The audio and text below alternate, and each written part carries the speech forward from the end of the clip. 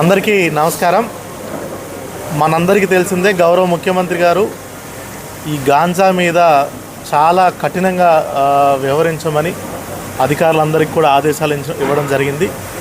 దాంట్లో భాగంగానే ఈగల్ అనే ఒక సంస్థని కూడా ఏర్పాటు చేసి ఒక ఐజీ ర్యాంక్ అధికారిని పెట్టి ప్రతి జిల్లాలో కూడా దానికి అనుబంధంగా అధికారులను పెట్టి గాంజా అండ్ అదర్ డ్రగ్స్ మీద కఠినంగా వ్యవహరించమని చెప్పడం జరిగింది.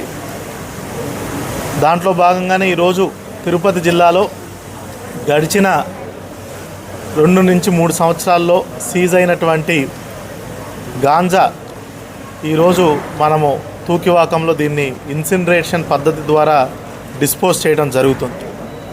సుమారుగా మనకి 4100 కేజీలు 4100 కిలోస్ గాంజాని డిస్పోజ్ చేయడం జరుగుతుంది.